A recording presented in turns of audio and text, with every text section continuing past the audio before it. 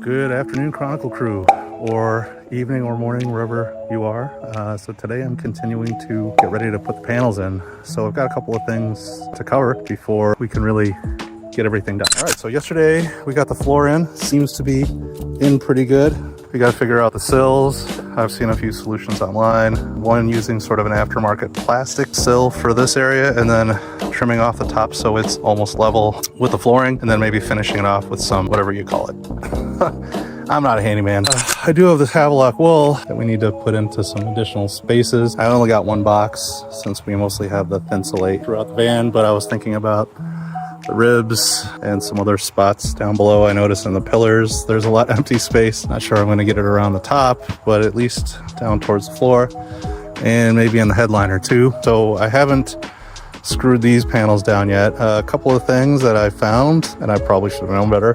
One, drilling through the plywood from either direction still causes splinters and whatnot.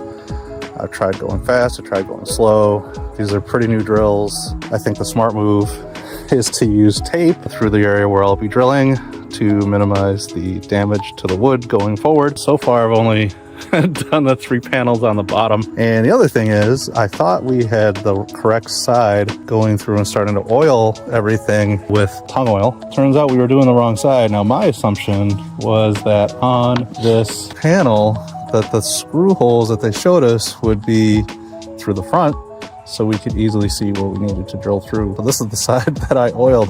By the way, you're supposed to do 2 coats 4 hours apart. Turns out this is the correct side that'll be facing in. So I've got to tape on the backside and then drill through. The other thing I encountered today, besides trying to register this van in New York State, it's just always something. B-Spire kit for the Rivnut tool with the drill adapter, it broke. I managed to get these 2 bottom rows done. Started on the passenger side wheel well area, and it broke. So I have got a free replacement coming in from Amazon. But that said, I am surprised at how easy it is with this Doyle Rivnut manual tool I got from Harbour Freight. It's going in super easy. Everything seems tight. It's actually easier to use and less complicated than the drill I've found so far. And it's only, I think, a 10-inch handle, and I kept hearing that it was hard to maneuver. But one thing is, you put it in this way and squeeze it instead of pulling out. So, no pun intended. So that's good, and I'll be working on the rest of the panels, at least getting the Rivnuts in for the rest of the panels.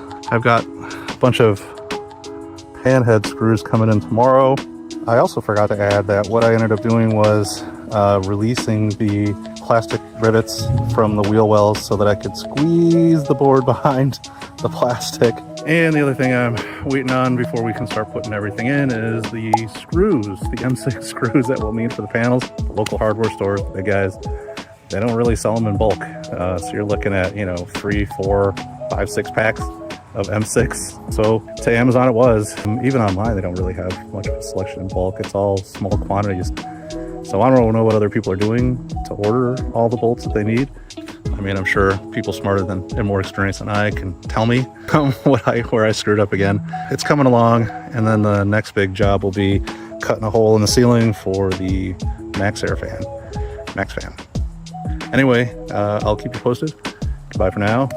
Please like and subscribe. Until next time, Chronicle crew. Through forests we weave, in every destination there's more to